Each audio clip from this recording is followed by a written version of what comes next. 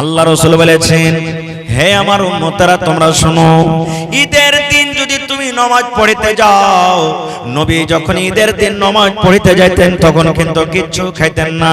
ফজরের নামাজ পড়ে নবীজি আমার, ফজরের নামাজ পড়ে নবীজি আমার চলে যেতেন আর বিজোড় খাজুর খাইতেন, বিজোড় খাজুর।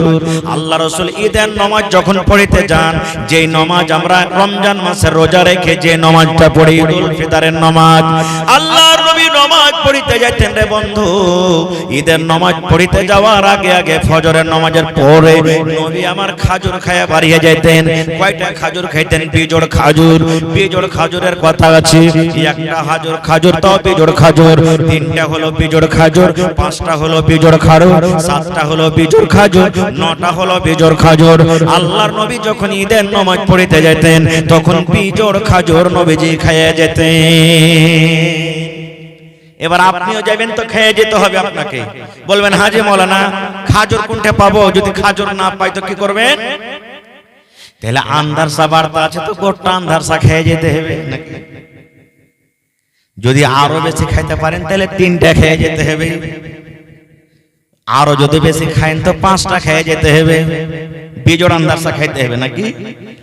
হাজি মৌলানা এক পাচ্চা আন্দারসা খাইতে পারি না, গোটা গোটা আন্দারসা কেমন করে খেয়ে যাবো? এই মুসলমান, এখানে গোটার কথা নয় রে বন্ধু। যদি আপনি গোটা আন্দারসা খাইতে না পারেন, আপনি যে আন্দারসা ভেঙ্গে ভেঙ্গে মুখে দেবেন, আপনি এক টুকরা আন্দারসা আপনি মুখে দিয়ে দেন, না হলে 3 পিস মুখে দিয়ে দেন, না হলে 5 পিস মুখে দিয়ে দেন। এই টুকরা টুকরা কইরা, কিংবা বাড়িতে বিস্কুট রাখা আছে, 1 খান বিস্কুট খেয়ে যান, কিংবা 3 খান বিস্কুট খান, কিংবা 5 খান খান, কিংবা ভাত খাইতে বসেছেন, 1 লোকমা ভাত খাবেন, কিংবা 3 লোকমা খাবেন, কিংবা 5 লোকমা রুটি খাইতে বসেছেন, 1 কামড় রুটি খাবেন, কিংবা 3 কামড় খাবেন, কিংবা 5 কামড় খাবেন। বিজোড়া যদি আপনি লোকমা খায়া যান নেকি বেশি পাবেন, সুন্নাতের পরে আমল হলো। আর যদি কোনো মানুষ বলে যে না রে কিনবো না, আমি 2 খান বিস্কুট খেয়ে চলে যাব, আমি 2 কামড় রুটি খেয়ে চলে যাব, আমি 2 লালা ভাত খেয়ে চলে যাব, আমি জোড়া জোড়া খেয়ে চলে যাব, তাহলে তার জন্য কিন্তু গুনাহ হবে না, কিন্তু নেকিটা পাওয়া গেল না। তাহলে ঈদের নামাজ পড়তে যেতে গেলে খেয়ে যেতে হবে, 1 নম্বর শিখলেন। এবার বকরা ঈদের নামাজ, নবী আমার নামাজ যখন পড়তে যেতেন তখন কিন্তু বাড়িতে কোনো খানা পিনা খাইতেন না। সন্ধ্যাবেলাতে যে নবী খাবার খাইছেন, ওই খানা খাওয়ার পর নবীজি ফজরের নামাজের পর আর কিচ্ছু খাইতেন না। নবীজি ডাইরেক্ট খালি পেটে নামাজ পড়তে চলে যেতেন। এবার নামাজ পড়তেন, নামাজ পড়ে বাড়িতে চলে আসতেন, আর বাড়িতে আসার পর কুরবানির জানোয়ার জবাই করতেন, কুরবানি জবাই করতেন। আর কুরবানির জানোয়ার জবাই করে নবীজি সর্বপ্রথম খাবার ওই কুরবানির গোশত খেয়েছেন। এটা হলো সুন্নাত তারিকা, আর নাম রোজা নয়। এটা সুন্নাত তারিকা, কিন্তু আমরা করতে পারি না। রাসূল ফজরের নামাজ পড়ি সর্বপ্রথম কাম নামাজ পড়তে চলে যেতেন, বকরা ঈদের নামাজ। আর আমরা কি করব? আমাকে জামাত বড়জি এরকম দূর দূর থেকে আসতে হয়, তো 8টা 9টাতে আমরা টাইম দিব আর নামাজ পড়তে যাব। আর নামাজ পড়তে ইদিক ওদিক করতে করতে 10টা 11টাতে বাড়ি আসবো, দিয়ে তখন কুরবানি জবাই করতে যাব। অতক্ষণ পর্যন্ত পেট খালি কোঁ করবে ভোকের জ্বালাতে, করবে না? জি না, একবারে যত পারবেন সকালে নামাজ পড়েলেন, আর নামাজ পড়ে এসে প্রথমে কুরবানির জানোয়ার জবাই করেন।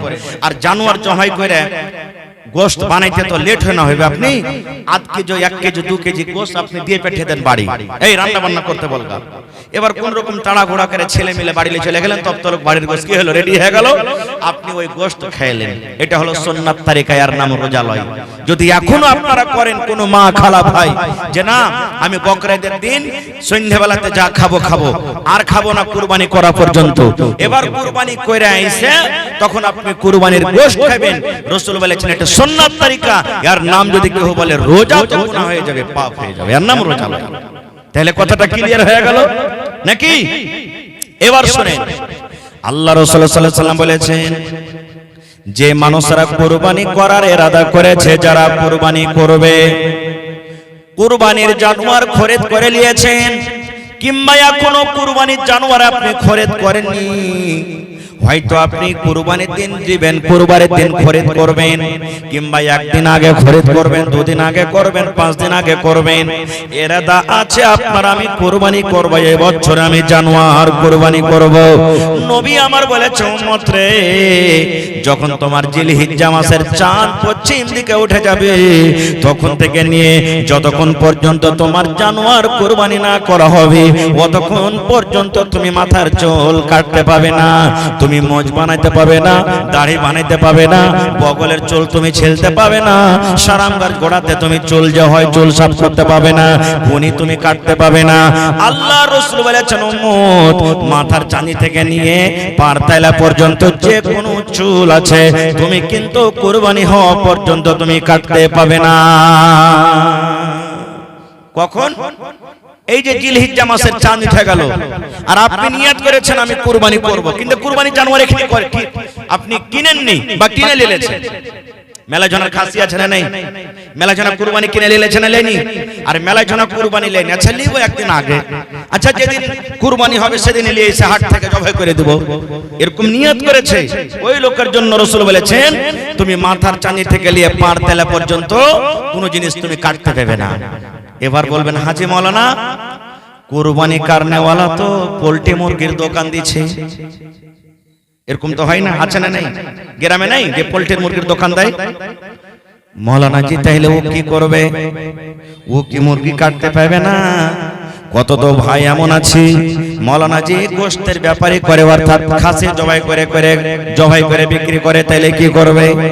এই মুসলমান, নবীর হাদিস আমি বললাম যে কুরবানি করবে শুধু আর নিজের শরীরের কিছু কাটবে না। ও যদি মুরগি জবাই করতে চায় তো মুরগি জবাই করতে পারে, ও যদি গরু জবাই করতে চায় তো গরু জবাই করতে পারে, ও যদি খাসি জবাই করতে চায় তো খাসি জবাই করতে পারে। কুটুম বাড়িতে চলে এসেছে, এবার মুরগি বাড়িতে আছে, মুরগি জবাই করার দরকার হয়েছে, মুরগি জবাই করতে পারে। বন্ধুরে, ও অন্য কোন জিনিস জবাই করবে এতে কোনো মানা নাই, কিন্তু শুধু শরীরের নিজের ও কিন্তু কিছু কাটতে পাবে না। এই সমস্ত জিনিস থেকে আমাদের কি করতে হবে? বাঁচতে হবে। আর একটু আগে চলেন, আমরা কুরবানি যখন জবাই করি, কুরবানি দিই, আমরা কি করি? আচ্ছা এই খাসিটা এবেকার আমার মার লেগে দিন, আর বছর দিয়েছি বাপের লেগে, এবেকার দিব নানার জন্য, এবেকার দিব আমার জন্য। এই যে খাস করে আমরা দেখি দিনে, জোরে বলেন দেখি দিনে। বন্ধুরে আমার, নবী বলেছেন হে আমার উম্মত, একটা জানোয়ার, একটা গোটা জানোয়ার যদি আপনি কুরবানি করেন, একটা গোটা জানোয়ার আপনার বাড়িতে যতটি পরিবার আছে, ছেলে মেয়ে বেটি বহু আছে, সকল মানুষের জন্য একটা গোটা জানোয়ার কাফি হয়ে গেল। নিয়তটা আপনি ভুল করে দিয়েছেন, যে বেকার মার জন্য দুনো, বেকার বাবার জন্য দুনো না, এরকম নিয়ত করতে হবে না। আপনাকে করতে হবে কি? আল্লাহ জি আমি গোটা গরু দিয়ে দিলাম, আল্লাহ আমি গোটা ছাগল কুরবানি আমি করছি, এ রব্বুল আমিন তুমি আমার তরফ থেকে কবুল করো, আমার বিবির তরফ থেকে কবুল করো, আমার মায়ের তরফ থেকে কবুল করো, আমার আব্বার তরফ থেকে আল্লাহ কবুল করো, আমার বহুর তরফ থেকে কবুল করো, আমার বেটার তরফ থেকে আল্লাহ কবুল করো, আমার পোতার তরফ থেকে কবুল করো। এ রব্বুল আমিন আমার বাড়িতে যত পরিবার আছে, মেয়ে ছেলে আছে, আল্লাহ সকল পরিবারের তরফ থেকে আল্লাহ জানোয়ারটাকে তুমি কুরবানি করলাম, কবুল করো। আপনি নিয়াত করবেন সবাই নেকি পাবেন, আর একটা লোকের নিয়াত করবেন তো কয়টা লোক নেকি পেলে? তো কোনটা লাভ হলো? খালি নিয়াত আপনাকে করতে কি লাগা আছে? কিন্তু হ্যাঁ, উলামায়ে কেরাম, মুহাদ্দিসিনে কেরাম বলছেন যদি আপনি ভাগাতে কুরবানি দেন। কিসে কুরবানি দেন? ভাগাতে। যেমন একটা গরুতে 7 জন দিচ্ছে, উটে 10 জন দিচ্ছে কি তাই না? ভাগাতে যদি আপনি কুরবানি দেন, তাহলে একটা ভাগা একটা লোকের নামই হবে। কেন একটা জানে 7টা না লোক হয়ে গেল যে ভাই, একটা ভাগা একটা মানুষের নামই হবে যদি ভাগাতে দেন। ভাগাতে যদি আপনি কুরবানি দেন, আর একটা গোটা জানোয়ার সকল পরিবারের তরফ হয়ে গেল। এবার বলবেন যে হাজি মাওলানা আমরা কি করছি, ভাগাতে একটু কম পড়ছে কিনা, খালি ভাগার দিকে দৌড়িয়ে দৌড়িয়ে চলে যাচ্ছে।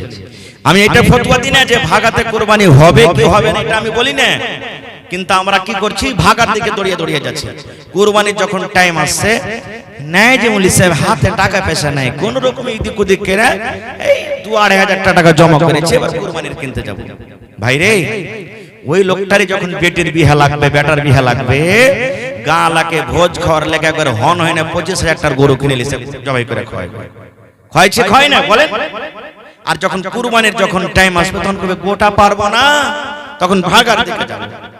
আরে ভাই, এটা তো ইবাদত, ইবাদতে যদি আপনি পারবেন না, তো তখন তো আপনি ওই বাড়িতে যখন ভোজ লাগছে তখন একটা জানোয়ারকে কেমন করে আপনি খাইয়ে দিতে পারছেন? হ্যাঁ, এই জন্য নিয়াত করেন প্রত্যেক মানুষ একটা করে জানোয়ার জবাই করবেন, কুরবানি করবেন। আর একটু আগে চলেন, কুরবানি কি হিসাবে করতে হবে। আল্লাহ রাসূল আল্লাহ তাবারাক ওয়া তাআলা কোরআনে সূরাতুল হজ বলেন, লা ইয়ানালাল্লাহু লুহুমুহা ওয়ালা দিমাউহা ওয়ালাকিন ইয়ানালুহুত তাকওয়া মিনকুম। আজ সোমবার গেল, মেলাই ভাই কুরবানি কিনেছে, যারা কিনেনি সামনে হাটে কিনবে, কিনতে থাকবে। 10 জন 5 জন পয়সা গেছে, হবে সুলাইমান কোটি টাকাতে কুরবানি নিয়েছে, ওয়ার্কেটা বুঝুন 25,000 টাকা। কই যে হারে হদলা তুই কোটিতে নিয়েছিস, কই যে ওয়ার্কের থেকে 2,000 টাকা বেশি রে ভাই, 27,000 টাকা। কই যে আচ্ছা ওই আব্দুর রহমান কোটিতে নিয়েছে, কই যে ওয়ার্কেটা 30,000 টাকা। এই করতে করতে শেষে তখন কইবে তোরটা কোটি রে ভাই, বোকা চোদা, যেমন তেমন জিনিস কুরবানি দেব নাকি? হ্যাঁ, আবে তেল চুইছে খালি আমারকে, তেল চুইছে খালি আমারকে জানোয়ারে, গোটা গ্রামে এরকম জানোয়ার কেউ কেনেনি, এরকম জানোয়ার হন হয় না, একবারে কিনেছে। 7 জন যদি চড়েলি না, সব থেকে একবারে পুলসারা তো হড় হড় হড় করে পার করলে চলে যাবে। এই যে দেখেন আল্লাহ রাব্বুল আলামিন বলেন, লা ইয়ানালাল্লাহু লুহুমুহা, হে আমার বান্দারা শোনো রে, যখন তোমরা কুরবানি করবে, কুরবানি যখন করবে, আল্লাহ রাব্বুল আলামিনের দরবারে তোমাদের কুরবানির গোশত কিন্তু আল্লাহর কাছে পৌঁছে না, ওয়ালা দিমাউহা, এবং আল্লাহ রাব্বুল আলামিনের দরবারে কুরবানির খুন কিন্তু পৌঁছে না। তুমি 50,000 টাকাতে কুরবানি কিনেছো, 40,000 টাকা তুমি কুরবানি কিনেছো, 1 লাখ টাকাতে তুমি কুরবানি কিনেছো, 10,000 5,000 তুমি কুরবানি কিনেছো।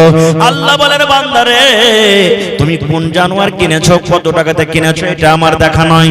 তোমার জানোয়ারটাতে কত কেজি চর্বি হবে, এটা আমার দেখার নয়। তোমার জানোয়ারের ভিতরে কত কেজি রক্ত হবে, খুন হবে, এটা আমার দেখা নাই রে বান্দা। আল্লাহ বলেন আমি দেখি শুধু তোমার দিল কান দেখি, তোমার আমি অন্তর কান দেখি, কোন নিয়তে কোন অন্তরে তুমি কুরবানি করো, এই দিল খানা আমি শুধু আল্লাহ রাব্বুল আমিন দেখি। তোমার জানোয়ারের আমার ভোক্কা নয়, দরকার নয়, আমি শুধু তোমার দিল খানটাকে দেখি, দিল দেখি আমি।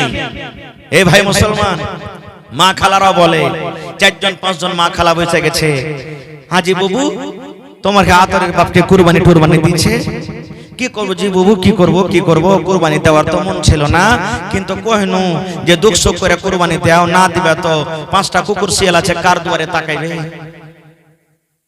বলছে কি বলে না ভাই, আপনারা বলেন, বলে না বলে না? এই দেখেন 5টা কুকুর শিয়াল আছে, মানে ছেলে পিলা আছে, কার দিকে তাকাইবে? আব কহেন কার দিকে তাকাইবে মানে গোশ খাওয়ার লাগে কুরবানি হলো, এতে কি নেকি পাওয়া যাবে? জোরে বলেন, নেকি পাওয়া যাবে? যাবে না ভাই আমার। তো এই সমস্ত জিনিস থেকে, রিয়াকারি থেকে আমাদেরকে বাঁচতে হবে। কুরবানি কার জন্য হবে? জোরে বলেন, কার জন্য?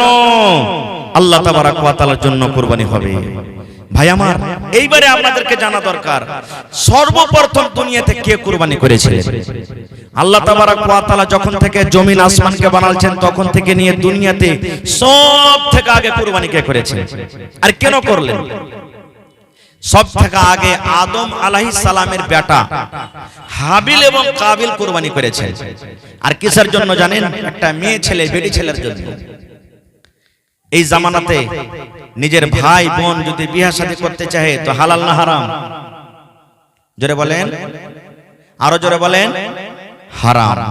নিজের মার পেটের ভাই বোনের সাথে বিয়ে করা চলবে না। দুধ মা, দুধ ভাই বোনের বিয়ে করা চলবে না। যেমন নিজের ভাই বোন হারাম, এরকম দুধ বোন দুধ ভাইয়ের সাথে বিয়ে করা হারাম, এটা শরীয়তের ফয়সালা।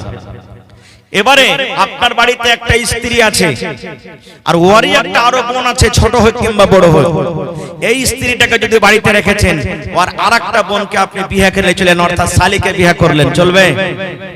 জোরে বলেন, চলবে? চলবে না, হারাম। কেন?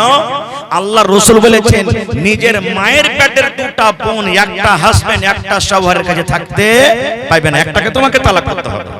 তুমি যদি পরে কার শালীটাকে বিয়ে করে নিয়ে আসো তো আগে কারটাকে তোমাকে তালাক করতে হবে। নিজের মায়ের পেটের বোন 100তে 203 হয়ে একটা লোকের বিবি হয়ে জীবনে কোনোদিন থাকতে পাবে না, এটা রাসূলের হাদিস। ভাই আমার, তো ওই জামানাতে আদম আলাইহিস সালাম এবং মা হাওয়া যখন আল্লাহ তাবারক ওয়া তাআলা তাদেরকে দুনিয়াতে দিলেন, মেলায় লম্বা কাহিনী ঘটনা আছে, আমি ওদিকে যাব না। আল্লাহ তাবারক ওয়া তাআলা সিস্টেম করলেন যে একসাথে একটা ছেলে একটা মেয়ে হইতো, অর্থাৎ একটা বেটা একটা বেটি। ধরেন সামনে বছর একটা বেটা ছেলে একটা বেটি ছেলে হবে, এই বছর একটা বেটা ছেলে হলো একটা বেটি ছেলে হলো, ডাবল ডাবল জোড়া জোড়া সন্তান পয়দা হয়।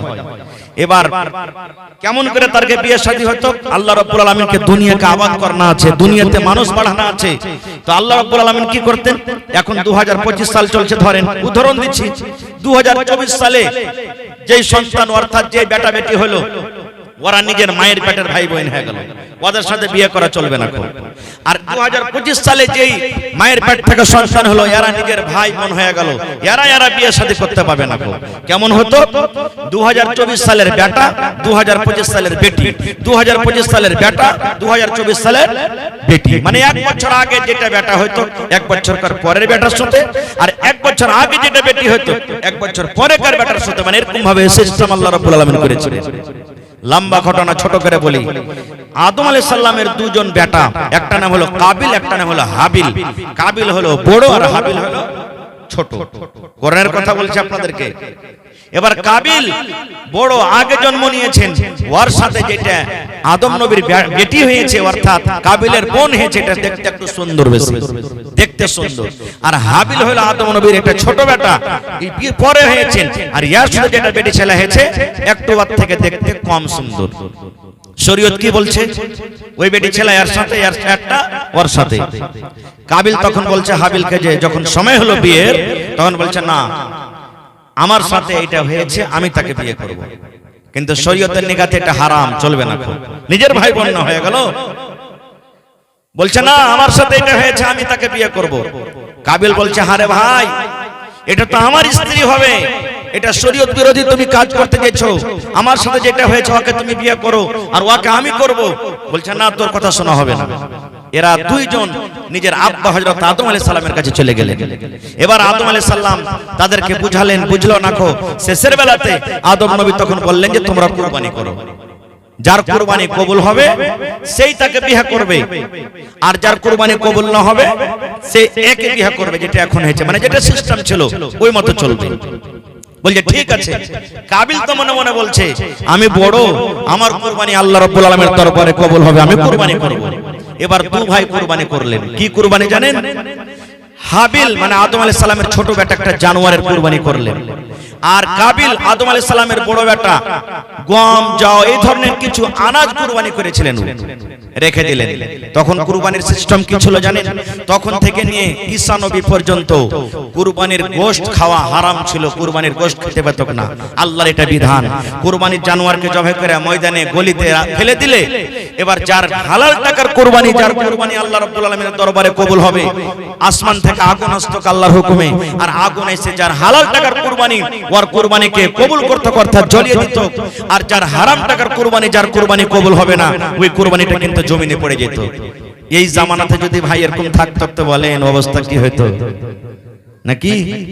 আল্লাহুস সামাদ। তো ওরা কুরবানি করে দিলেন, হাবিল কাবিল কুরবানি করলেন। এ ভাই মুসলমান, এবার কাবিল কিছু আনাজ কুরবানি করলেন, হাবিল আদম নবীর ছোট বেটা একটা জানোয়ারের কুরবানি করে দিলেন। কুরবানি করে জমিনে রাখা আছে। আল্লাহ রাব্বুল আলামিনের পক্ষ থেকে, আল্লাহ রাব্বুল আলামিনের তরফ থেকে এবারে কিন্তু আগুন এলো। আগুন ঘুরতে লাগলো। কুরবানির পাঞ্জরে পাঞ্জরে পাঞ্জরে পাঞ্জরে আগুন ঘুরতে লাগলো। ঘুরতে ঘুরতে ঘুরতে আদম আলাইহিস সালামের ছোট বেটা যে একটা জানোয়ারের কুরবানি করেছিলেন, যে একটা জানোয়ারকে জবাই করেছিলেন, এর কুরবানি কিন্তু আল্লাহ রাব্বুল আলামিনের দরবারে কবুল হয়ে গেল। এবং আদম নবীর বড় বেটা যে আনাজ পানি কুরবানি করেছিলেন, এর কুরবানিটা কিন্তু জমিনে পড়ে থেকে গেল। এর মন খুব খারাপ। হ্যাঁ, আমার বেইজ্জতি হয়ে গেল, আমার কুরবানি কবুল হলো না, ছোট ভাইয়ের কুরবানি এই কবুল হয়ে গেল। এই দেখেন শয়তান নিজের চাল চালাইতে লেগেছে। এখন দেখেন শয়তান কাবিলের ভিতরে কথা দিতে লেগেছে, খ্যাপা তুই তো বড় রে বেইজ্জতি হয়ে গেলি, কি দেখছিস, হটিয়ে দেখ রাস্তা থেকে, সাফ করে দেখ, হটিয়ে দে। বন্ধুরে আমার, এবার আদম নবীর বড় বেটা কাবিল রাগ করে নিজের ছোট ভাইকে মারতে শুরু করে দিলেন। মারতে লাগলেন, তোকে দুনিয়াতে রাখবো না, তোর কুরবানি কবুল হয়ে গেল, আমার হলো না, তোকে দুনিয়াতে রাখবো না, তোকে মারতে মারতে শেষ করে দিব।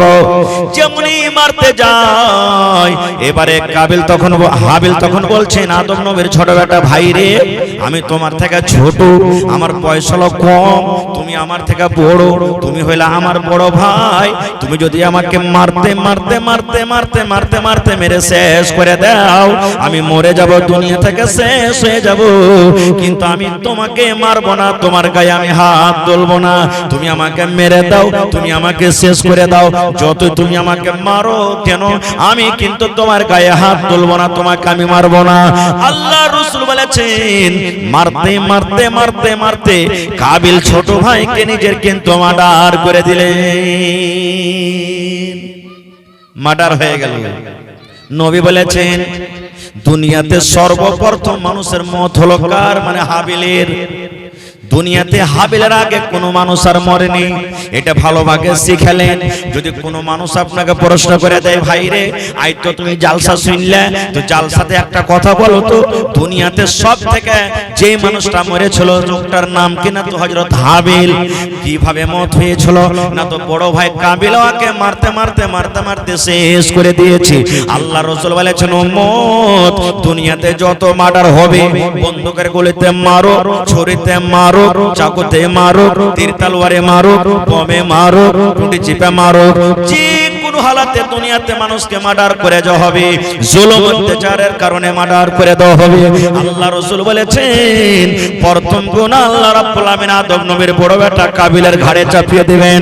প্রথম গুনাহ, প্রথম পাপ ওই যে কাবিলের ঘাড়ে চাপাবে, তারপরে আল্লাহ রাব্বুল আমিন যে মার্ডার করবেন তার ঘাড়ে চাপিয়ে দিবেন। সর্বপ্রথম মার্ডার কে? হযরত হাবিল আলাইহিস সালামকে করেছিলেন, হাবিলকে করেছিলেন। ভাই মুসলমান, এবারে মানুষ তো এর আগে মরেনি, মেরে তো দিলে ভাইকে, ভিতরে আফসোস চলে এলো, আল্লাহ কি করবো, রাগের সময়তে মানুষ মার্ডার করে দিচ্ছে।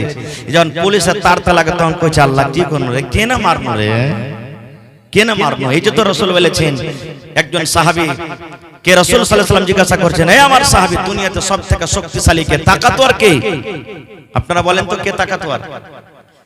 যে 10টা মানুষকে লড়ে ফেল দিয়েছে নাকি, হ্যাঁ, যে 10 জনকে একবারে লাঠিতে সঁতে দিতে পারছে, বন্দুক সবথেকে তাকাতওয়ার, বম তাকাতওয়ার, একটা ফেলতে গেলে সব শেষ হয়ে যাবে, মিসাইল তাকাতওয়ার নাকি? নবী আমার বলেছেন, না রে না, দুনিয়াতে তাকাতওয়ার কে, সব থেকে কে?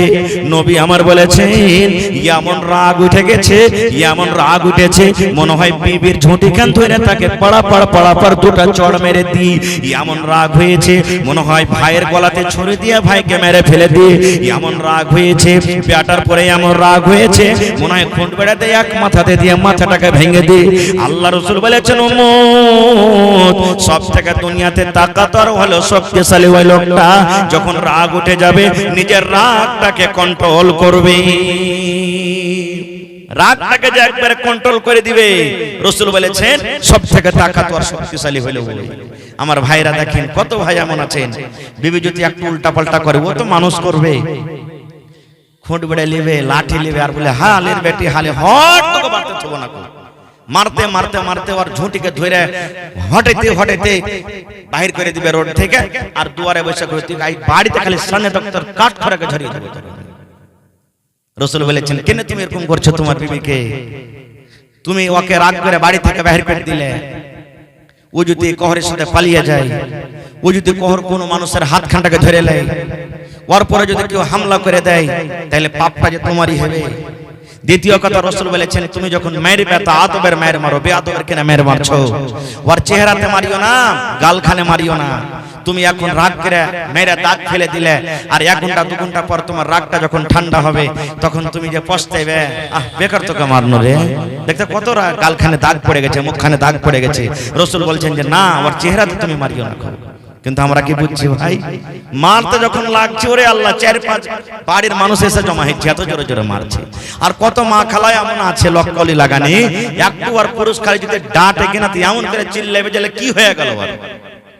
এরকম আছে কোনো মা খালা না ভাই আমার, মার্ডার হয়ে গেল, আর মাটি দিবে কেন? কারণ মানুষ তার আগে মরেনি। আমরা তো জানছি যে মানুষ মরতে গেলে ওকে মাটি দিতে হবে। বেয়াদবি হলে মাফ করবেন। আজকে আমাদের সমাজে এমন হয়েছে, গ্রামে যদি মাইয়া থেকে যাই তো মুখ দেখাতা কি করবো হবে, ওইটা যে ওয়ার মডেলের পঞ্চায়েত, তো আমরা কেন কবর খুঁড়তে যাবো? ওয়ার মডেলের ফন্ড নেই, আছে তো ও যাবে কবর খুঁড়তে। এই দেখেন না, মডেল পঞ্চায়েত এটা আমরা না করেছি ভাই, আমরা না দুনিয়াতে এটা করেছি, আল্লাহ আল্লাহ রাসূল তো করে জানেন। আমি আগে, আপনার আমি, মুসলমান মুসলমান মুসলমান ভাই। কত ভাই আছেন এখন পর্যন্ত ধোয়াইতে জানে না, মাইয়া ধোয়াইতে জানে না। কত ভাই আছে কবর খুঁড়তে জানে না, যে কবরটা কিভাবে খুঁড়তে হয়, কারণ আগে আসে না, শিখে না। কাবিল কিন্তু দিশাহারা হয়ে গেল। আল্লাহ কি করব? লাশটাকে কোলে করে ঘাড়ে করে নিয়ে খালি দুই বাড়ে পাগলের মতন, আল্লাহ কি করব? এই লাশটাকে কি করব? এ ভাই মুসলমান, আল্লাহ রাব্বুল আলামিন 2টা পাখিকে পাঠিয়ে দিলেন। কি পাঠাইলেন? 2টা পাখিকে পাঠিয়ে দিলেন। কাবিল ছোট ভাই হাবিলের লাশ নিয়ে বসে আছেন। এবার পাখি 2টা সামনে দিকে আছে, সামনে দিকে পাখি লড়াই করতে লাগলো। আদম নবীর বড় বেটা কিন্তু দেখছে পাখিতে লড়াই করছে। লড়াই করতে করতে করতে করতে করতে আল্লাহ রাসূল বলেছেন, একটা পাখি আরেকটা পাখি কিন্তু মার্ডার করে দিল, একটা পাখি মরে গেল। যখন পাখিটা মরে গেল, যে পাখিটা মেরে দিল, ওই পাখিটা নিজের লোলে, নিজের চোঁচে কিংবা নিজের পায়ে পাখাতে এরকম ভাবে মাটি হটিয়ে হটিয়ে হটিয়ে হটিয়ে সুন্দর করে ওই মরা পাখিটাকে ওই জায়গাতে দফন করে চলে গেল। এবারে তখন কাবিল জানতে বললো, আল্লাহ রে, মানুষ যখন মরে যায় এরকম ভাবে তাকে জমিনে দফন করতে হয়, এরকম ভাবে জমিনে দফন করতে হয়। আর আমি কত খেপা মানুষ, আমি কত পাগলা মানুষ, নিজের ভাইকে আমি মেরে দিয়ে, নিজের ভাইকে আমি মার্ডার করে দিয়া আমি দফন করতে জানলাম না, আর আমার সামনে 2টা পাখি এসে কিভাবে দফন করে চলে গেল। ভাই মুসলমান দেখলেন? তাহলে সর্বপ্রথম কুরবানি করেছিলেন কে? হাবিল আর কাবিল। এই করতে করতে করতে করতে করতে সিলসিলা আস্তে আস্তে আস্তে, কারণ সময় খুব লম্বা হতে যাচ্ছে, শর্টে বলছি। এবার যখন ইব্রাহিম নবীর জামানা চলে এলো, ইব্রাহিম নবীর 80-85 বছর বয়সে গেছে ভাই, একটা ছেলে পিলা হয়নি, একটা সন্তান হয়নি। আজ যদি আমাকে 10 বছর 5 বছর বিয়ে শাদী হয়ে যায়, ছেলে পিলা না হয়তো কোনঠে না যাব না, কত পীর বাবার কাছে যাব, কোন গাছের তলাতে যাব, কোন মন্দিরের কাছে যাব, কোনঠে যাব। হে আঁচল পেতে পেতে দোয়া করবো, আল্লাহ তুমি একটা ছেলে দাও। আল্লাহ, আল্লাহ ঠোঁট মোটা হয় তা চলবে, কান কাটা হয় তা চলবে, দাঁত ভাঙা হয় তা চলবে, কিন্তু আল্লাহ ছেলে দাও। হা হা হা, এটা বল দোয়া। যখনই আল্লাহর কাছে চাইবেন, ভালো দোয়া চাইবেন, ভালো দোয়া করেন। আপনি খারাপ ছেলে চাইতে পারলেন, খারাপ দোয়া করলেন, ওই জায়গাতে যদি ভালো দোয়া করেন তো আল্লাহ আপনাকে ভালো ছেলে দিবে না। দেখেন ইব্রাহিম নবীর 80-85 বছর বয়স, মাথার চুল পেকে গেছে, বুড়িয়ে গেছেন, বয়স হয়ে গেছে, স্ত্রী বুড়িয়ে হয়ে গেছে, বুড়ি হয়ে গেছে, সন্তান কিন্তু হয়নি। কিন্তু আল্লাহর জাত, আল্লাহর রহমত থেকে কোনোদিন নিরাশ হয়ে যায়নি। এত বয়সে দোয়া করছেন আল্লাহর কাছে, কি জানেন? রব্বে হাবলি মিনাস সালিহিন, আল্লাহ তুমি একটা নেককার বেটা দাও আল্লাহ আমাকে, আল্লাহ সালেহ বেটা দাও আল্লাহ, আল্লাহ নেককার বেটা বেটি দাও। আমরা তো দোয়া করছি আল্লাহ বেটা বেটি দাও, কিন্তু নেককার বেটা বেটি দাও এটা দোয়া করি না। দোয়া করতে হবে। আওলাদ যখন সন্তান পেটে থাকবে আপনাকে দোয়া করতে হবে, আল্লাহ আমার স্ত্রীর পেটে যেটা সন্তান হবে, আল্লাহ সন্তানটা তুমি নেককার করিও, আল্লাহ বেটা হোক বেটি হোক, আল্লাহ তুমি নেককার করিও, দিনদার করিও, আল্লাহ আল্লাহ যত ইমানদার হয়, মুনাফিক না হয়, আল্লাহ চোর ডাকাত লুচ্চা লাফাঙ্গা না হয়, এরকম ভাবে আপনাকে দোয়া করতে হবে। যেদিন বিবির সাথে আপনি মিলামিশা করবেন সেদিন আপনাকে দোয়া পড়তে হবে, বিসমিল্লাহি আল্লাহুম্মা জান্নিবনা শাইতান ওয়া জান্নিবিশ শাইতানা মা রাযাকতানা। এই দোয়া পড়ে আপনাকে বিবির সাথে মিলামিশা করতে হবে। কিন্তু আমরা দুয়া ঠুয়া কি জানি, কয়টা লোক পড়েছি আমরা। খায়ের যাও, ইব্রাহিম নবী দোয়া করছে, আল্লাহ তুমি আমাকে একটা সালেহ নেককার ছেলে দাও। আল্লাহ আল্লাহ রাব্বুল আলামিন ইব্রাহিম নবীকে তখন আল্লাহ রাব্বুল আলামিন খবর দিয়ে দিলেন, খুশখবরি দিয়ে দিলেন, ফাবাশশারনাহু বিগুলামিন হালিম। হে ইব্রাহিম, তুমি আমার কাছে নেককার ছেলে চাইলে, তুমি আমার কাছে সালেহ ছেলে চাইলে, তুমি আমার কাছে দিনদার ছেলে চাইলে। ইব্রাহিম, আমি আল্লাহ রাব্বুল আলামিন তোমাকে আমি সন্তান দিলাম। কেমন সন্তান দিলাম? তোমার ছেলেটা তো নেককার হবে, তোমার ছেলেটা তো দিনদার হবে, তোমার ছেলেটা দিনদার হবে, তোমার ছেলেটা নেককার হবে। তার সাথে সাথে আল্লাহ বলেন, হালিম, তোমার ছেলেকে আমি হুঁশিয়ার করে আমি দুনিয়াতে তোমাকে খুশখবরি দিলাম। তোমার ছেলেটা চালাক খুব হবে, হুঁশিয়ার হবে।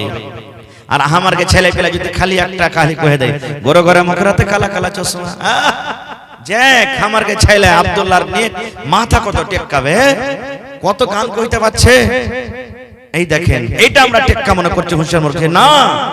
আল্লাহ বলছেন, ইব্রাহিম 80-85 বছর বয়সে আমার কাছে আওলাদ চাহলি, আমি আল্লাহ কবুল করব। যা, তোর ছেলেটা নেককার হবে এবং হুঁশিয়ার হবে। খায়ের যা হোক, লম্বা ঘটনা, ছোট করে আমি বলছি কাইটে। দুনিয়াতে সন্তান হয়ে গেল, দুনিয়াতে যখন সন্তান হয়ে গেল তার নাম রাখা হলো ইসমাইল। সে একজন নবী দুনিয়াতে গুজরেছেন, ইসমাইল আলাইহিস সালাম। ওর মায়ের নাম হলো কি? বিবি হাজেরা। ইব্রাহিম নবীর দুজন স্ত্রী ছিলেন, বড় স্ত্রীর নাম সারা আলাইহিস সালাম, আর ছোট স্ত্রীর নাম কি? হাজেরা আলাইহিস সালাম। তো বিবি হাজেরার পেট থেকে সন্তান হলো কে? ইসমাইল নবী। এবার আল্লাহ তাআলা তাকে আদেশ করলেন, ইব্রাহিম, তোমার বিবিকে এবং তোমার বাচ্চাটাকে তুমি বাড়িতে রাখিও না। কোথায় রাখবে? এমন জায়গাতে তুমি রেখেছো যেখানে কোনো গাছপালা নাই, গাঁ গ্রাম নাই, পানি নাই, লোকজন মানুষ টানো কিছু নাই, এরকম তুমি জায়গাতে রেখেছো। সেই জায়গাটা কি? কাবা শরীফ। কাবা শরীফ তখন মাটিতে একবারে বরাবর হয়েছিল, ভেঙে চুরে বোঝা যাচ্ছিল না যে জায়গাতে কাবা শরীফ ছিল, ঘর ছিল, একবারে মাটিতে ভেঙে বরাবর হয়েছিল।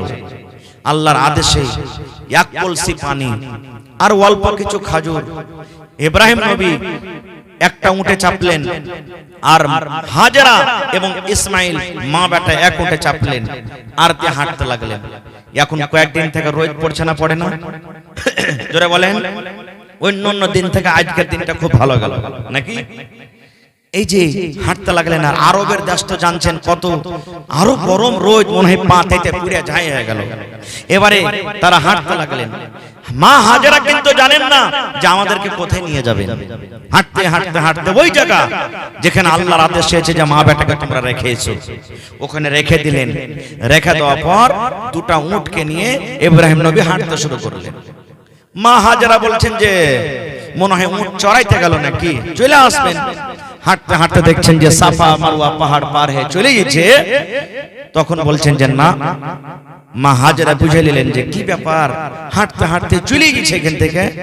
তখন পিছন থেকে বলছেন, ও আল্লাহর দোস্ত ইব্রাহিম, কোথায় আছেন আপনি? আল্লাহ বলেছিলেন যে পিছন দিকে তুমি মুখ করে ঘুরতে পাবে না। দেখে নিয়ে একবার, আপনি দিল্লি, পাটনা, পাঞ্জাব গেছেন, গাড়িতে চড়ছেন, আপনি বলছেন কি ভালো হয়ে থাক রে বেটা, মা ভালো হয়ে থাক, আব্বা ভালো হয়ে থাকো, চলে গেলেন। এবার একটা ঘুরে ঘুরে দেখছি আমরা যে আর চেহারাটা দেখতে পাবো কি পাবো না, শেষ বেলাতে দেখে নিই। আল্লাহ বলছেন যে পিছনে তুমি ঘুরেও দেখতে পাবে না, হাঁটো। এবারে হাঁটতে হাঁটতে যখন অনেক দূর চলে গেলেন, আবার বলছেন মা হাজেরা, ও আল্লাহর দোস্ত ইব্রাহিম, কোথায় যাচ্ছেন আপনি আমাদেরকে ছেড়ে? আল্লাহর কি হুকুম এটা যে আপনি আমাদের মা বেটাকে এই জায়গাতে ছেড়ে চলে যাবেন? যখন এই কথাটা বললেন, তার হযরত ইব্রাহিম আলাইহিস সালাম এরকম ভাবে মুড়িটা হিলিয়ে দিলেন না। হ্যাঁ, এটা হলো আল্লাহর হুকুম, আল্লাহর আদেশ। সুবহানাল্লাহ। এই জামানার যদি মায়ের লোক হতো কি বলতেন জানেন? মিন সে মরা লিসি লাগা খয়বার পিন্দেবার রগ নে ছেড়ে চলে গেল, কত রকম গাইল দিত। কিন্তু রে সুবহানাল্লাহ, যখনই হযরত ইব্রাহিম আলাইহিস সালাম এবার যখন মাথাটা হিলিয়ে দিলেন, হ্যাঁ বিবি রে, আল্লাহ রাব্বুল আলামিনের আদেশ হয়েছে তোমাদের মা বেটাকে আমি এই জায়গাতে রেখে যাব। তখন বিবি হাজেরাকে বলছেন, স্বামী গো, আর আপনাকে রাখবো না গো স্বামী, আপনি চলে যান। এখানে মানুষ নাই তো কি হলো, এখানে গ্রাম নাই তো কি হলো, এখানে পানি নাই তো কি হলো, এখানে লোকজন নাই তো কি হলো, মা বেটা আমরা দুজন আছি, আমাদের সাথে আছেন কে? আল্লাহ। আল্লাহ রাব্বুল আমিন আমাদেরকে হালাক বরবাদ করবেন না, আল্লাহ রাব্বুল আমিন আমাদেরকে হেফাজত করবেন, আল্লাহ আমাদেরকে বাঘ থেকে বাঁচাবেন, আল্লাহ আমাদেরকে সাপ থেকে বাঁচাবেন, আল্লাহ আমাদেরকে দুশমন থেকে বাঁচাবেন, আল্লাহ রাব্বুল আমিনের খাবার ব্যবস্থা করে দিবেন, আল্লাহ রাব্বুল আমিন পানির ব্যবস্থা করে দিবেন, আল্লাহ ঘরের ব্যবস্থা করে দিবেন, আল্লাহ রাব্বুল আমিন সব কিছুর ব্যবস্থা আমাদেরকে করে দিবেন। চলে যান, চলে যান স্বামী গো, চলে যান, আর আপনাকে আমি রাখবো না। নারে সুবহানাল্লাহ। এইবারে মাঝখানে মেলায় কথা আছে, কেমন ভাবে জামজামের কুয়া বের হইলো, কেমন করে কি হলো, যদি সময় পেতে আবার কোনোদিন বলবো, দিকে আমি যাব না, কথা লম্বা হবে। এবারে আস্তে আস্তে আস্তে যখন ইসমাইল আলাইহিস সালাম 5 বছর 6 বছর 7 বছর বয়স যখন হয়ে গেছে, সুবহানাল্লাহ, দেখেন আজ আমরা জানোয়ারের কুরবানি করছি, আজকে মানুষের কুরবানির কথা আপনাদের সামনে বলছি। ওরে সুবহানাল্লাহ, দুনিয়াতে কোন এমন বাপ আছে যে নিজের বেটাকে কুরবানি করতে পারবে? দুনিয়াতে কোন এমন মা আছে যে বলবে যা আল্লাহর রাহে তুই কুরবানি হয়ে যা, আল্লাহ রাব্বুল আলামিনের আদেশ তুই মানতে যা? দুনিয়াতে কোন এমন বেটা আছে আব্বা তুমি আমার গলাতে ছুরি দিয়ে দাও, আমি আল্লাহর রাহে কুরবানি হয়ে যাব? সুবহানাল্লাহ। আজ একটা পড়িতে যাই, যদি খালি মৌলবি মাস্টার মাইরা দেয় দাওলে কাটতে চলে যাব, শালার বেটা মৌলবি তুই খায় মানুষ করছিস যে মারবি। এই দেখেন, বলি না জি ভাই, হ্যাঁ সুবহানাল্লাহ। এই আমার মায়েরা খালারা শুনেন, আল্লাহ রাব্বুল আলামিন কোরআন মাজিদে বলেন, ফালাম্মা বালাগা মাহুস সাইয়া, যখন ইসমাইল নবী আব্বার সাথে চলাফেরার বয়সে যখন পৌঁছে গেলেন, বাপের সাথে মানুষ চলাফেরা কখন করে? 3 বছর 4 বছর 5 বছর 6 বছর, এই বয়সে না, যেদিকে বাপ যাবে ওদিকে ও যাবে। বাপু যদি মোটরসাইকেলে বের হয় বলবে আব্বা আমিও যাব, সাইকেলে যদি বের হয় আমিও যাব। কোনে যাবি রে? তুমি যেখানে যাবে সেখানে যাব, পিছে ধরে না যে ভাই। আল্লাহ রাব্বুল আলামিন বলেন, যখন ইব্রাহিম নবীর সাথে চলাফেরার বয়সে যখন তার সন্তান পৌঁছে গেলেন, মানে ইসমাইল নবী, আল্লাহ রাব্বুল আলামিন স্বপ্ন দেখাচ্ছেন, ইব্রাহিম তোমার কলেজার টুকরাকে তুমি তার গলাতে ছুরি দিয়ে তাকে তুমি কুরবানি করে দাও, জবাই করে দাও। স্বপ্ন দেখাইলেন আল্লাহ। আমাকে আপনাকে যদি স্বপ্ন দেখি বা দেখাই যে যা বেটাকে তুই কুরবানি করতে হবে, হবে না, কারণ আমার আপনার স্বপ্নটা ওহি নয়। কিন্তু নবীরাকে আল্লাহ স্বপ্নের মাধ্যমে ওহি করতেন। নবীরা যেটা স্বপ্ন দেখলে এটা আল্লাহ রাব্বুল আলামিনের পক্ষ থেকে। এবারে হযরত ইব্রাহিম আলাইহিস সালাম যখন স্বপ্ন দেখে নিলেন, আল্লাহ রাব্বুল আলামিন আমাকে বেটা কুরবানি করতে বলছেন। ওরে সুবহানাল্লাহ, কেন বেটার কুরবানি করতে বললেন? আল্লাহ রাব্বুল আলামিন শুধু পরীক্ষা করছেন, ইব্রাহিম রে তুমি 80-85 বছর বয়সে যে বেটাটা পেয়েছো, এই বেটাটাকে তুমি বেশি ভালোবাসো কি আমি আল্লাহ রাব্বুল আলামিন তুমি আমাকে বেশি ভালোবাসো? আল্লাহ শুধু পরীক্ষা করছেন, ইব্রাহিম তুমি বেটাকে বেশি ভালোবাসো না আমাকে বেশি ভালোবাসো? শুধু এই পরীক্ষা, তাছাড়া আর কিছু নাই। আল্লাহ বললেন কুরবানি করো। আহ দেখেন জি কেমন নবী। এমনি আল্লাহ তাবারক ওয়া তাআলা তাকে দোস্ত বলেছেন, ইব্রাহিম খলিলুল্লাহ, ইব্রাহিম হলেন আল্লাহর দোস্ত। সুবহানাল্লাহ। এইবারে একটা ছুরি নিয়ে নিলেন, ছুরি নিয়ে বাড়ি থেকে বের হয়ে গেলেন। হাঁটতে হাঁটতে হাঁটতে হাঁটতে এবারে যেখানে বাড়ি আছে ওই জায়গাতে চলে গেলেন, মক্কাতে চলে গেলেন, মক্কা নগরী। এবার একানিত ভাবে ইব্রাহিম নবী বেটাকে ডাক দিলেন। বেটাকে ডাকতে বলছেন, ইয়া বুনাইয়া, রে আমার কলেজার টুকরা সন্তান, ইয়া বুনাইয়া, এ আমার বেটা, এ কলেজার টুকরা সন্তান রে, আমি আল্লাহ রাব্বুল আমিনের পক্ষ থেকে স্বপ্ন দেখেছি। আল্লাহ আমাকে স্বপ্ন দেখাচ্ছেন যে আমি যেন তোমাকে জবাই করছি, তোমাকে কোরবানি করছি। ফানজুর মাজা তারা, হে ইসমাইল, তোমার কি রায়, তোমার কি মাশওয়ারা, তুমি কি বলছো বেটা, বলো বেটা। আল্লাহর আদেশ হয়েছে আমি যেন তোমার গলাতে ছুরি দিয়ে তোমাকে জবাই করছি, তোমাকে আমি কুরবানি করছি। বেটা তোমার রায় কি, মাশওয়ারা কি বলো তো।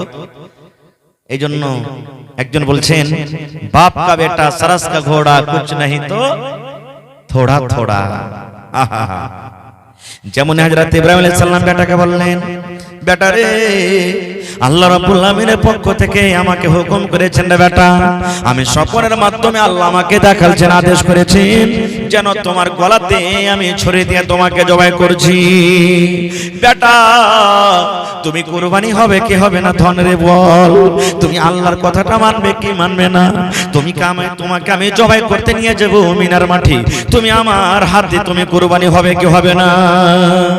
এ আমার ভাইরা মায়েরা খালারা শুনি, যেমন কথা হযরত ইসমাঈল আলাইহিস সালাম শুনলেন, আব্বাকে বলছেন, আল্লাহর কোরআন বলছেন, দেখেন আমার কথা নয়, ইয়া বাতিফাল মা তুমার সাতাজদুনি ইনশাআল্লাহু মিনাস সাবিরিন। আব্বা গো, ইয়া বাতিফাল, হে আমার আব্বা, মা তোমার, আল্লাহ যেটা আপনাকে আদেশ করেছে, হুকুম করেছে, সেটাই করেন। আব্বা গো, যদি আল্লাহর আদেশ হয় যে আমাকে কুরবানি হইতে হবে, আমি আল্লাহর রাহে জবাই হয়ে যাব, কুরবানি হয়ে যাব। আব্বা গো, তুমি আমার গলাতে ছুরি দিয়ে তুমি আমাকে জবাই করে দাও, আমি কুরবানি হয়ে যাব, জবাই হয়ে যাব। সাতাজাদুনি ইনশাআল্লাহু মিনাস সাবিরিন। আব্বা যখন উট জবাই হয়, উটটা কত ছটপট ছটপট করে, গরু যখন জবাই হয়, গরুটা কত ছটপট ছটপট করে, যখন দুম্বা জবাই হয়, দুম্বাটা কত ছটপট করে। আব্বা যখন ছাগল জবাই হয়, ছাগলটা কত ছটপট করে। যদি ইচ্ছা করলে উটকে যদি বেঁধে না রাখে, গরুটাকে যদি বেঁধে না রাখে, গরুটা শরীর তলা থেকে পালিয়ে যাবে। হযরত ইসমাঈল বলছেন, আব্বা আমি ওই জানোয়ারের মতন হব না, আমি তোমার শরীর তলা থেকে পালিয়ে যাব না, আমি ছটপট ছটপট করব না, আমি হাত হেলাবো না, পা আমি হেলাবো না, মুড়িটা আমি হেলাবো না। আব্বা তুমি আমার গলাতে ছুরি দিয়ে জবাই করে দাও, আমাকে তুমি ধৈর্যশীল পাবে, আমাকে তুমি সবরকারী পাবে, আল্লাহর রাহে আমি কুরবানি হয়ে যাও, জবাই করে দাও। ওরে সুবহানাল্লাহ। তাহলে বাপও রাজি, বেটাও রাজি। আল্লাহ কোরআনে বলেন, ফালাম্মা আসলামা,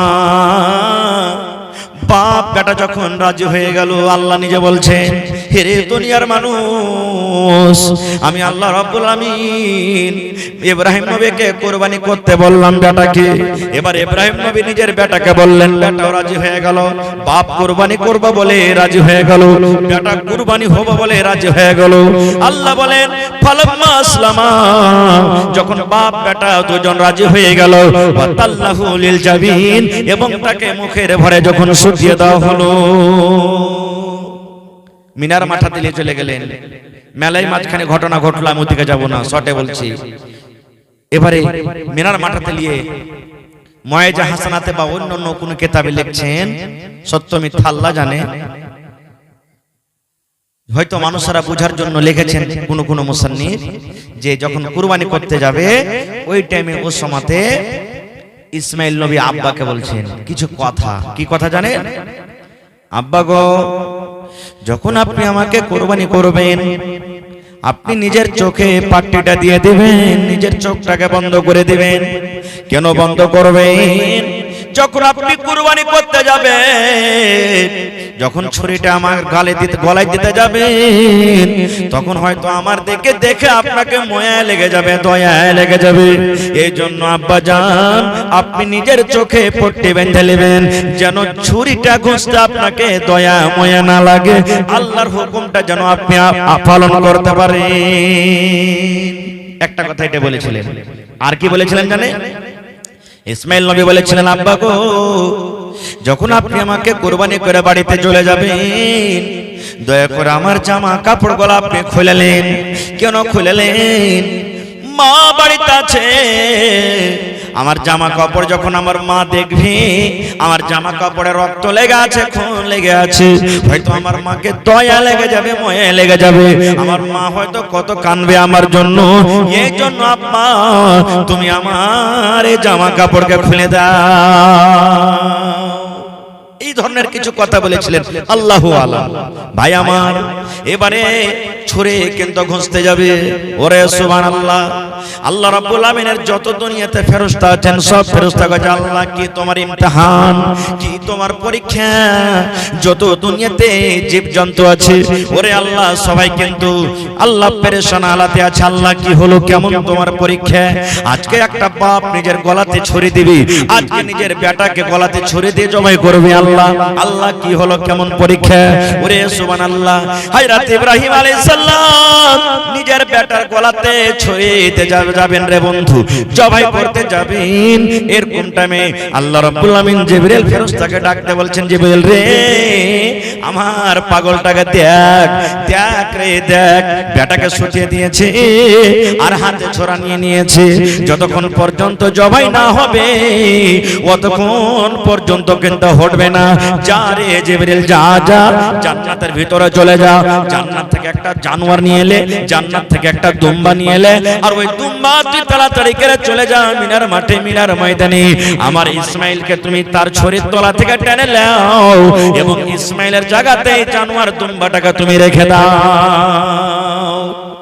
আল্লাহ রাব্বুল আমিনের আদেশে এবারে জিবরিল আমিন এবারে তখন ওই দুম্বা নিয়ে এসে হাজির হয়ে গেলেন। ইসমাইল নবীকে তার ছড়ির তল থেকে টেনে নিলেন, দুম্বাকে তার সামনে শুইয়ে দেওয়া হলো, বিসমিল্লাহি আল্লাহু আকবার বলে জবাই করে দিলেন। যেমন জবাই হয়ে গেল, দুম্বা কেটে গেল। ইব্রাহিম নবী তো জানেন না, মনে করছেন মনে হয় আমি আমার বেটাকে আমি জবাই করে দিলাম। এবারে যদি পট্টি হটিয়ে দেখছে বাস নামো দিকে যখন দেখছে তখন দেখছে আরে আমি তো একটা জানোয়ার জবাই করলাম, দুম্বা জবাই করলাম। সামনে দেখছে জিবরিল ফেরেশতা দাঁড় হয়ে আছে, বলছে কই আমার ছেলে ইসমাইল কই? হযরত জিবরিল আলাইহিস সালাম বলছেন, হে আল্লাহর দোস্ত, হে আল্লাহর নবী, আল্লাহ রাব্বুল আমিন আপনাকে শুধু পরীক্ষা করার জন্য আদেশ করেছিলেন তুমি বেটাকে কুরবানি করো।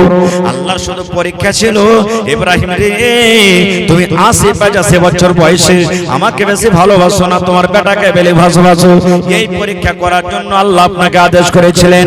আপনি পরীক্ষাতে পার হয়ে গেলেন, আপনি ইমতিহানে পাস করে গেছেন, আল্লাহর ইমতিহানে আপনি পাস হয়ে গেছেন। এই জন্য ইব্রাহিম আর বেটাকে কুরবানি করতে হবে না, বেটাকে আপনাকে কুরবানি করতে হবে না। আল্লাহর আদেশ হলো এইটা যে আপনি আজ থেকে নিয়ে আল্লাহ রাব্বুল আমিনের আদেশে, আল্লাহ রাব্বুল আমিনের দরবারে, আল্লাহ রাব্বুল আমিনের রাহে একটা করে আপনাকে জানোয়ার কুরবানি করতে হবে। নারে তাকবীর, একটা করে জানোয়ার কুরবানি করতে হবে আপনাকে। ভাই মুসলমান, মেলায় কথা আছে বলার, কুরবানি সম্পর্কে বলতে গেলে কথা আরো লম্বা হয়ে যাবে। তবে কুরবানি, এই কুরবানির টাইমে মালের কুরবানি হয়, মালের কুরবানি আমরা জবাই করি। আর কুরবানির জানোয়ার জবাই করে দিলাম, 2 দিন 3 দিন 4 দিন 5 দিন 10 দিন মাংস খেয়ে নিলাম, খাইয়ে দিলাম পড়োশিকে, আর দিয়ে আমরা সময়টাকে কাটিয়ে দিলাম, এর মানে কুরবানি নয়, এর মানে কুরবানি নয়। কুরবানিতে মেলায় কথা কিছু লুকিয়ে আছে। ভাই মুসলমান, আজকে আল্লাহ তাবারক ওয়া তাআলার রাহে আজকে আমি দেখতে চাই যে জানের কুরবানি আপনাদেরকে আমি চাইনি। যেমন ইব্রাহিম নবী ইসমাইল নবীকে কুরবানি করতে গেছিলেন, এই মতো বেটার কুরবানি আমি করতে চাইনি। তবে কুরবানি আজকে চাচ্ছি আপনার কি ভাই আমার, এটা ইংরেজিতে কোন মাস চলছে বলতে পারবেন আপনারা সামনে থেকে কেউ? ইংরেজিতে কোন মাস? মে মাস, মাশাআল্লাহ। আর কত তারিখ? 12 তারিখ। সাল কত? 2025। আর বাংলাতে জানি না। আচ্ছা আর একটু আগে চলে, আরবি মাসের কত তারিখ এটা আজকে? জানি না।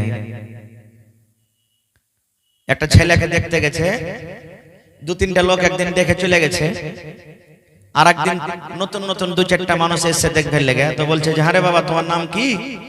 তো তোমার মধ্যে যে জিজ্ঞাসা করছে প্রথম দিনও কিন্তু এসেছিল, ওই যে তোমার মনে থাকে না তো তুমি লেখা দিতে পারো না যে আমার নাম কি, তুমি সেদিন জিজ্ঞাসা করলে ফের আজও তোমাকে কহো যে নামটা কি? হ্যাঁ ভাই আমার, আমরা মুসলমান, আল্লাহর দেওয়া নাম। আরবি মাসটাকে রেখেছেন আল্লাহ, এটা আল্লাহর দেওয়া নাম। আল্লাহ তাবারাক ওয়া তাআলা আরবি মাসের নাম রেখেছেন। এটা হলো আরবি মাসের আজকে 13 তারিখ, 14 তারিখের রাত পড়ে গেছে। দিন আগে না রাত আগে? আরবি মাসের রাত আগে, দিন পরে। বুঝতে পারলেন তো? যদি কোনো বাচ্চা ধরেন মাগরিবের আজানের পর হয়ে গেল, আজকে মাগরিবের আজান হলো, বাচ্চা হয়ে গেল, আকিকা 7 দিনকে দিন লাগবে। তো ধরেন আজ সোমবার গেল নাকি, মঙ্গলবারের রাত চালু হয়ে গেল, মঙ্গলবার থেকে দিন গুনতে হবে, সোমবার থেকে হবে না। এটা মনে করিলেন ভালো করে। মেলায় জনা ফোন করে, হাজি মাওলানা সোমবারের দিন যায় রাইতে হয়েছে বাচ্চাটা, তো কোন দিন থেকে দিন ধরবো জি মাওলানা? তো মঙ্গলবার থেকে ধরতে হবে। যদি কহে মাওলানা মাগরিবের আজানের টাইম হয়ে গেছে, আজানও শুরু হয়েছে, ছেলেটা হয়েছে, তাও মঙ্গলবার থেকে হবে। আজান কখন হয়? চিকালটোবার আগে না পরে? জোরে বলে। হ্যাঁ, তো যেমনি আজান হয়ে গেল তেমনি রাত চালু হয়ে গেল পরের দিনকার রাত। ভাই আমার, তা আল্লাহ যদি বাঁচিয়ে রাখে আমাদেরকে, ইনশাআল্লাহ তাআলা সামনে মাসের আরবি জিলহিজ্জা মাসের 10 তারিখ আমরা কুরবানি করব এবং ঈদুল আজহার নামাজ পড়ব ইনশাআল্লাহ তাআলা। এই কুরবানি সম্পর্কে কিছু কথা আপনাদেরকে বলবো। ভাই আমার, তাহলে কুরবানি করার 4টা দিন আছে। কয়টা দিন? ভালো করে শুনবেন, দামি কথা দিয়ে যাবো যে আপনারা ইনশাআল্লাহ। কুরবানি 4 দিন পর্যন্ত করতে পারবেন। কয় দিন? কথা বলেন, কয় দিন? 4 দিন। চাঁদের 10 তারিখ, চাঁদের 11 তারিখ, চাঁদের 12 তারিখ, চাঁদের 13 তারিখ। কয় দিন হলো? চাঁদের 10 তারিখে যদি কুরবানি করতে না পারেন তো চাঁদের 11 তারিখে করবেন। 11 তারিখে যদি করতে না পারলেন চাঁদের 12 তারিখে করবেন। চাঁদের 12 তারিখে না হলো চাঁদের 13 তারিখ পর্যন্ত আপনি কুরবানি করতে পারবেন। 4 দিন। এবার রাসূল বলেছেন গোটা বছরে 5 দিন রোজা করা হারাম। কেউ যদি 5টা দিন রোজা করে তো আর নেকি না হয়, কি হবে? জোরে বলেন, কি হবে? গুনাহ হবে। রাসূলের হাদিস, আমার নয়। কি বলেছেন নবীজি? রে আমার উম্মতের দল, আল্লাহ রাব্বুল আলামিন গোটা বছরের মধ্যে 5টা দিন রোজা রাখা আল্লাহ রাব্বুল আলামিন হারাম করে দিয়েছেন। এই মায়েরাকে বলবো, খালারাকে বলবো, বোন রে, 5টা দিনে যদি রোজা রাখেন আপনার রোজা হবে না, হবে না, হবে না। উপর থেকে আল্লাহ রাব্বুল আমিন আপনার খাতাতে কিন্তু গুনাহ লিখে দিবেন। বলবেন মাওলানা জি 5টা দিন কোন কোন দিন রোজা রাখা হারাম, কোন 5টা দিনে রোজা করলে গুনাহ হয়ে যাবে? 1 নম্বর নবী বলেছেন যেদিন রমজান মাস শেষ হয়ে যায়, রমজান মাস শেষ হওয়ার পর চাঁদের শাওয়াল মাসের 1 তারিখে আমরা ঈদের নামাজ পড়ি। নবী বলেছেন ঈদের দিন রোজা রাখা হারাম। একদিন হলো কি ঈদের দিন, যেদিন ঈদের নামাজ পড়ি। আর 4 দিন কখন? নবী বলেছেন এই যে জিলহিজ্জা মাস, কুরবানি যেদিন করব চাঁদের 10 তারিখে, চাঁদের 11 তারিখে, চাঁদের 12 তারিখে, চাঁদের 13 তারিখে, অর্থাৎ 10 থেকে নিয়ে 13 পর্যন্ত এই 4টা দিন রোজা রাখা হারাম। যদি কোনো মা, যদি কোনো খালা, যদি কোনো ভাই, যদি কোনো বোন, যদি কোনো দাদা এই 4টা দিন রোজা রাখে, নবী বলেছেন সে কিন্তু গুনাহ করলো, পাপ হয়ে গেল। এই 4 দিনের রোজা রাখা একবারে রাসূল বলেছেন হারাম। তাহলে গোটা বছরে কয়দিন রোজা রাখা মানা আছে? জোরে বলেন। 5 দিন রোজা রাখা মানা আছে। এবার একটা আপনাকে প্রশ্ন করব, বলবেন হাজি মাওলানা যখন 5 দিন রোজা রাখা হারাম হয়ে গেল যে মাওলানা, আপনি তো বললেন কুরবানির দিন রোজা রাখতে হারাম, কুরবানি যেদিন করবে সেদিন রোজা রাখতে হবে না। এই মাওলানা আমাদের গ্রামে এলাকাতে কত মা, কত ভাই, কত বোন যতক্ষণ পর্যন্ত কুরবানির জানোয়ার জবাই না হয় ততক্ষণ পর্যন্ত কিন্তু সেদিন রোজা করে থাকে যে মাওলানা, অর্থাৎ কুরবানির দিন কুরবানির নিয়তে যে রোজা করে থাকে, এটা হলো কেমন করে না? আপনার গ্রামে নাই? আছে না? কথা বলেন, আছে না নেই? হ্যাঁ, তাহলে কুরবানির দিন রোজা করাটা কেমন? রাসূল তো বলেছেন রোজা করা হারাম। আর আমার মায়েরা, খালারা, ভাইয়েরা মেলায় রোজা করে কুরবানির দিন। এই মুসলমান, প্রথম নম্বর কথা, কুরবানির দিন রোজা করা হারাম তো হারাম, নাকি পাওয়া যাবে না, গুনাহ হয়ে যাবে। ওপর থেকে কোনদিন হাফ বেলা অর্ধেক দিন কিন্তু রোজা হয় না, এবং জানোয়ারের জন্য শরীয়তে কোনো রোজা নাই।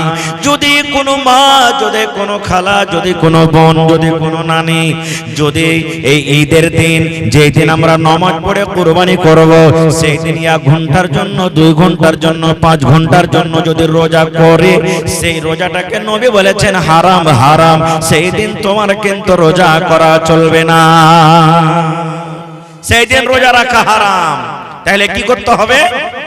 হ্যাঁ, আছে আমার মাওলানারা বসে আছেন, জিজ্ঞাসা করবেন কি করতে হবে সেদিন। সবে বেনামাজি বসিয়া